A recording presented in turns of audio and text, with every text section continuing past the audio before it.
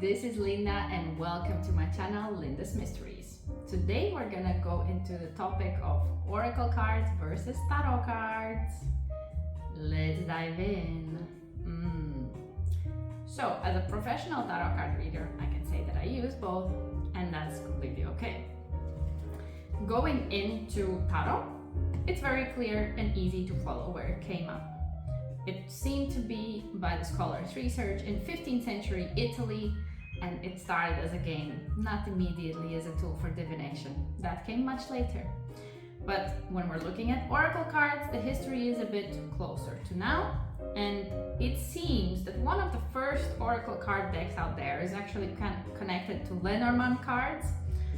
Need an episode about that too. But the date is 1775, and it was called the Hooper's Conversational Cards. Sorry, I don't have the deck here, but it had around 38 cards, and it also seemed to be a game created in England. Interesting, right? But looking at the differences, how can you tell which card deck is which? So it's very easy to say that tarot cards have a structure. They have usually 22 major arcana cards and 56 minor. It can be that some card decks will add a few, but that means that in total it's around 78 cards or a few more, and normally marked as a tarot card deck. But then we're looking at oracle cards, and I kid you not, it can start with 25 cards, it can go up to hundreds. Most that I see out there will be in the 50s to 80s in the card amount. And what seems to combine them is, for me, at least how I feel it, is a theme. They seem to like to focus on some themes. And one of the beautiful examples of that is that there are oracle card decks out there that are called angel cards, and many people will even separate them, but they are oracle cards inherently. So they're focusing on the topic of angels, discovering all the beautiful messages that they might be giving out. So often oracle cards will be connected to specific messages in a very specific way. Let me explain it to you. So when you do an oracle card reading, yes, it is beautifully intuitive, there's a connection, everything, but it also might happen in a simple setting like going to a meditation class or a yoga class or some retreat, where you simply see the cards being laid out beautifully and you pick one and there's instantly a message. Maybe like in this beautiful card deck, you will receive a card and there's instantly some sort of a name, and there's a goddess, because these are goddesses. And once you see the card, the name and everything, you can actually take a book that will give you the meanings of these cards. And depending if you had pulled them out straightforward or reversed, the meaning will differ. This depends on each deck. Not all oracle cards will have it like that, but this deck is actually having both the straight and reversed meanings. Thus, the meaning, the message has been pre-written for you by the creator of the card deck. Not like in tarot, but also like in tarot. Bear with me. So tarot card decks, yes, they also come with cards, and they normally have a name on them, but in some cases you will actually have a little bit of explanation.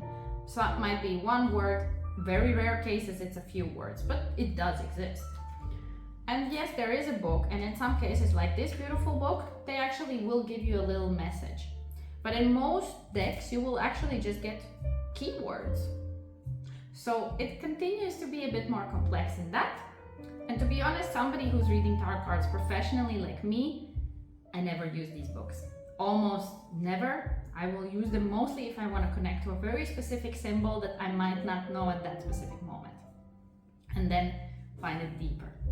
But it's completely normal that oracle cards you can read without any knowledge of symbolism, any knowledge of anything. You simply get messages. And another beautiful theme, that will be the third difference between tarot and oracle cards, is the way it gives you something.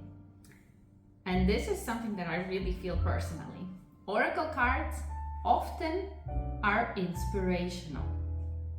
and inspirational in either motivating way or trying to reveal something that is hidden. There is some sort of like inspiration for you to go out there, do something, improve, heal. So many different messages that can be around these topics, right?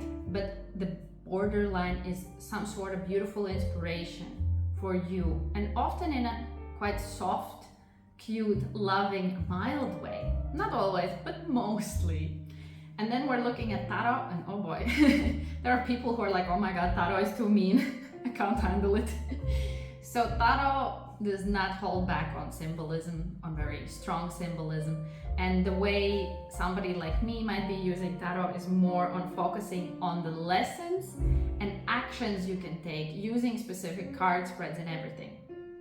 So that is another difference. Then we might go into some things that are more merging into similarities, but they all also have some little differences here and there. And I can say that both can be used to create spreads.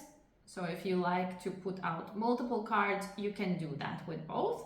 But what I can say is that tarot will have way bigger spreads, way more complex ones, depending on your level of tarot card reading and interpretation. One last difference between tarot and oracle cards is archetypes. So you can still have archetypes present in some oracle card decks, but in many it will be around an archetype. For example, this beautiful goddess deck, the archetype is a goddess, but the way you're looking at it is each card has a specific goddess, and then you will go deeper into that specific goddess's message, goddess's experience, story. Whilst in tarot, every single card is an archetype, and many of them actually include multiple archetypes. For example, the magician is an archetype of so many other magical creatures. It includes witches, it includes somebody who's actually just doing practical magic, meaning also somebody who's an illusionist. So it includes different areas. And tarot technically itself also includes the archetype of goddess. So, you know, it can be quite complex. And then the last thing, which is connected to the archetypes, is that usually tarot card decks have a full card, meaning somebody who is symbolically a representation of us, the person, the soul who is going on a journey. And oracle cards normally don't have that. They don't seem to have a specific journey within them. It can happen too, that there is one, but most oracle card decks are a representation of a beautiful theme that you can discover. For example, spirit animals or goddesses, as you can see. So it is quite intriguing to dive into a specific theme and topic with oracle cards, because it can deepen your knowledge in the area. Whilst maybe tarot is going to try to find a very strong aligning archetype that is at the core of things, and then spread it out in so many ways how you can look at it.